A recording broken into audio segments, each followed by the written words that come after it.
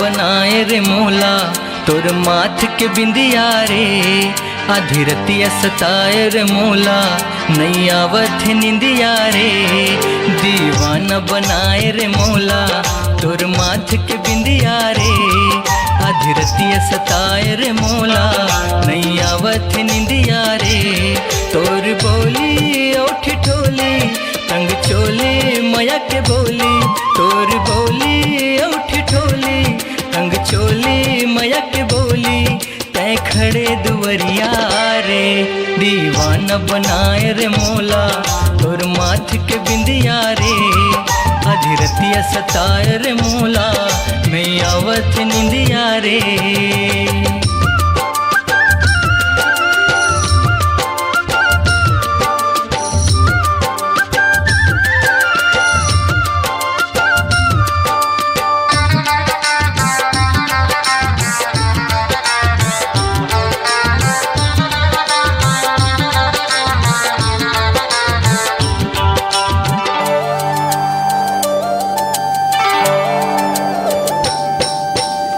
मुछ मुचा के रेंगना तोर मन ला मोहि डारे मोर।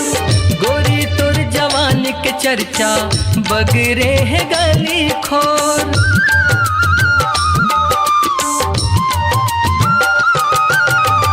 मुछ मुचा के रेंगना तोर मन ला मोहि डारे मोर। गोरी तोर जवान के चर्चा बगरे है गली खोर। तैहा गोरी अब तो आजा तोला खोजे तोर राजा। तैहा गोरी अब तो आजा तोला खोजे तोर राजा।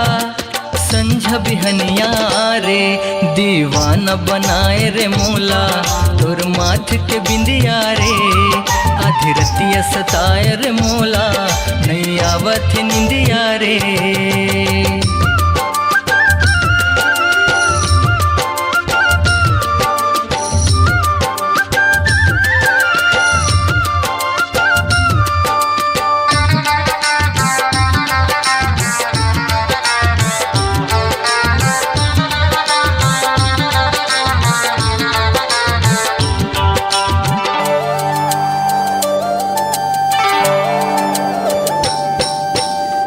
मारी डार गोरी मोला तैने न बाना। बता दे कहाँ है मोला तोर पता ठिकाना।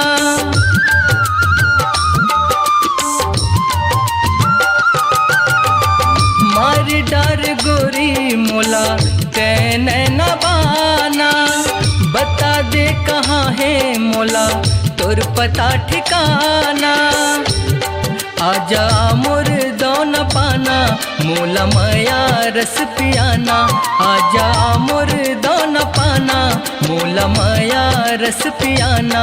लगे तोर लगनिया रे दीवाना बनाए रे मोला तोर माथ के बिंदिया रे। आधी रतिया सताए रे मोला नहीं आवत निंदिया रे। तोर बोली ओठ ठोली तंग चोली मया के बोली। तोर बोली ओठ ठोली तंग चोली मया के बोली। तै खड़े दुवरिया रे दीवाना बनाए रे मोला तोर माथ के बिंदिया रे।